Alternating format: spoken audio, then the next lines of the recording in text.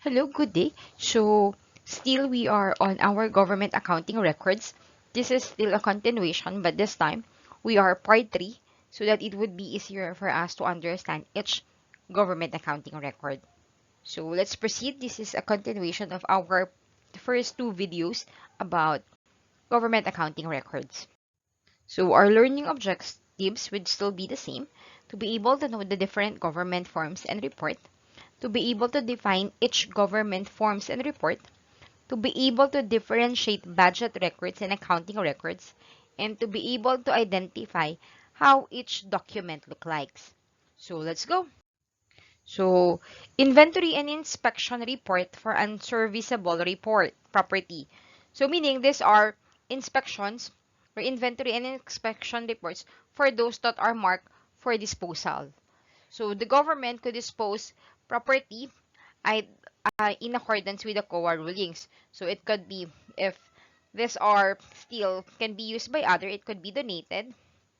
It could be sold if there are value that could still be recovered, or salvage value that could still be recovered for the property. Or it could also be destroyed, especially if it's very important, and selling or putting it to other people's ownership would violate the Privacy Act. So this is used as the basis to record dropping from the books the unserviceable properties carried out in the property plan and equipment account. So in short, uh, ito yung ginagamit natin so that these particular properties will now be dropped off dun sa books of account natin. Kasi it could either be the accumulated depreciations and the book value of this property already equal, or it could be dilapidated and cannot be used anymore. So, basta may mga ganun, i-mark na to for disposal, pero i-inspect siya para malaman kung dapat na ba talaga siyang i-dispose or tanggalin kasi di na siya nagagamit. Next, we also have the report of physical inventory counts or physical count of inventories. So, this report naman is used to report the physical counts of supplies by type of inventory at a given date. It showed the balance of inventory item per card, per count, and shortage, if any. So, dito, nire-reconcile din siya since we are in accountability. We need to determine, so, syempre, yung receiving or yung warehouse, meron silang sarili nilang items or sarili nilang bin card that record all the different inventory. Then, this will now be counter-checked to the accounting as to the issuance and the balance of each items. Kaya meron tayong mga report on the physical count. Next, we also have the report of physical count of PPE or property, plant, and equipment. Almost the same, however, for this one, si equipment, kasi ito check din natin kung kanino pa ba naka-assign yung equipment na yon. So, use this report for the physical count of the property, plant, and equipment at a given date. It also show the balance of the PPE per cards and per count and any shortage if any. So, dito kasi, chine-check yung kung yung mga properties ba na yun are still within the government or nandun pa ba sa possession ng government or nawawala na. Kasi take note, we have the so-called accountability form or the acknowledged receipt of equipment kung saan yung mga bagay na naka-assign sa'yo, pag nawala yun at the end of the year or di na nila nakita, nahihirapan kasi yung government to reconcile for this one, ipa-minus nga lang din yan sa iyong terminal leave. Next, we also have the inspection and acceptance report. So, kapag kasi bumili ng mga items si government, so, yung una, bidding, yun yung sa kanina, PR, PO, tapos kapag na-deliver na, they also have the inspection and acceptance report. It's checked to against the delivery receipt, as well as the PO, kaya lang this one don't have amounts. So, this is used to acknowledge the receipt of supplies and equipment purchased and inspection made thereof.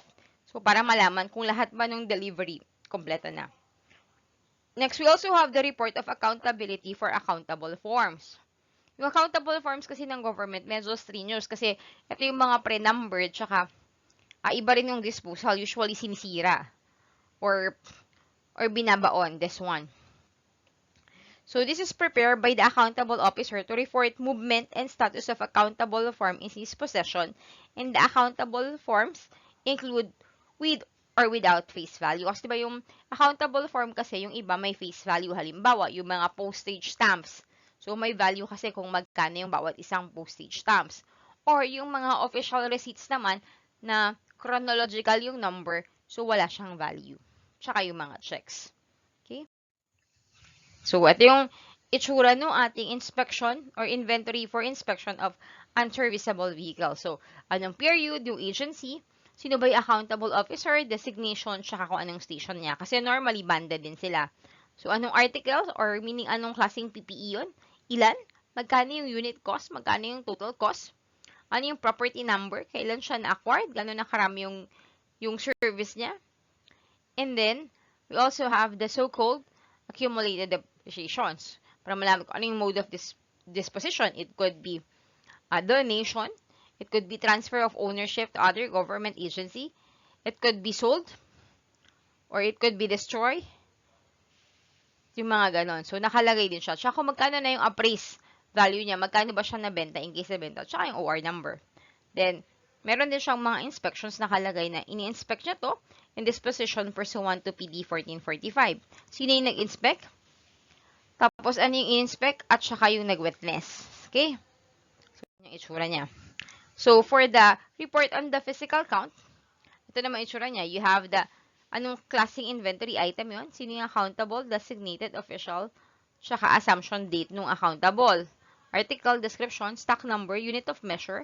So, yung mga balance niya para makita kung paano yung lumabas or tsaka kung magkano ba yung balance niya. Tsaka yung mga shortage. Tsaka yung remark, bakit siya na shortage.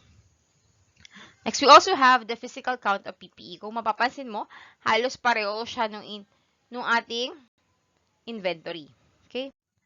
Next, we also have the inspection and acceptance report. So, ito naman kasi, para to dun sa nagre-receive. So, ang agency, yung supplier, yung number niya, yung PO, para alam kung kailan, ano yung date invoice, tsaka yung nag-request na department para sa kanya ibibigay in the future. And then, kung kailan na-expect, tsaka yung number of stock, yung unit, yung description, tsaka quantity, wala siyang amount. Kasi syempre, dapat ingatan, even na single centavo na bibili ng government. Next, we also have the accountability or the reports of accountability for the accountable form. So, agency, yung period, kung may face value o wala, yung number, yung mga deeds of sales kasi meron din yung face value kasi kung magkano yung face value niya, ilan ba yung quantity niya at the beginning, ano yung serial number. So, kung sino yung na-receive, kung na-issue ba siya, kung may additional na na-receive, in addition with the beginning, kung na-issue, tsaka yung mga balance. Okay? Next, we also have the stock card. So, ito naman is used to record all receipts and issuance of supplies. It shall be maintained by the supply and property unit for each item. So, kasi ito yung, at the end of the year, ito yung balance or on hand. So, kailangan yung on hand, magtatali siya with the accounting kung magkano pa ba talaga siya. We also have the property card. It's used by the supply and property unit to record the description, transfer, acquisition, disposal, and other information about the property and equipment. It shall be kept for each class of property, plant, and equipment. So, si property card naman, ito, dito malalaman kung kailan ba siya binili, kung kanino siya na-assign, halimbawa from employee A, nag-resign si employee A, pinasa ka employee B, hanggang sa kung saan, or hanggang sa ma-dispose. So, yun si property card. Next, we also have the journal entry. Ito yung importante sa atin. Kasi si journal entry is useful for all transaction of the government, whether cash receipts, cash, check disbursement, or non-cash transaction. It shall be prepared by the accounting unit based on the transaction document presented. Accounting journal entry shall be reflected herein and it shall serve as the basis for recording the transaction in the appropriate journal. So, si job kasi, ito kasi talaga yung general journal ni government. So, we also have, di ba, meron tayong cash receipts. So, dito yung mga adjustments na pupunta or yung usually, yung walang masyadong value dyan or hindi na papasok dun sa ating cash receipts, cash purchase, check receipts, check disbursement, and other kind of journal. So, dito siya kasi si Jeb, para siya si general journal natin. So, nakalagay lahat ng data. So, ito yung itsura ni stock card. Diba? Kung mapapansin mo, halos pareho dun sa inspection card. Meron ding date of reference. So, yung items, yung descriptions, yung number, yung reorder point, kung gaano ba yung number para mag-reorder na siya. However, the government only allow reorder point or the capacity should only be 3 months. So, hanggang 3 buwan lang yan dapat. Kasi sayang nga naman yung opportunity cost ng pera kung masyadong matagal, nasisira lang. Okay? So, meron ding date of reference. And then, the receipts, the issuance, the balance, and then kung ilan bang na-consume per day. Para ma-compute yung reorder or yung ating EOQ or economic reorder. Next, we also have the property card. So, si property card, ganito naman siya. So, wala siyang issuance kasi, diba, si property card naman, isa-isa lang. So, meron siyang disposal, sino yung officer, kung kanino siya na-stock, tsaka kung ilan pa yung balance. Next, we also have, ito yung journal receipts. Ito yung sabi ko sa inyo. Kung papansin mo, para siya general ledger natin. We have the agency, the number, the date, the responsibility center para ma-account kung kanino siyang center or kung kaninong agency or kung kaninong department. The account explanation and then the account code. And then we have the debit and credit.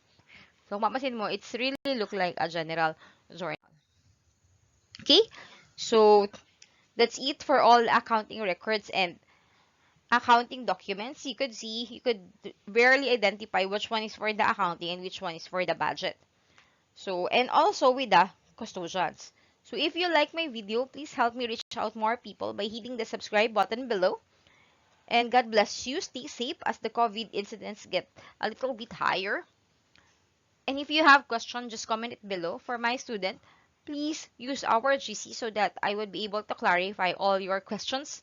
Or if you have something that really need clarifications, please kindly message me, okay? Bye and have a good day.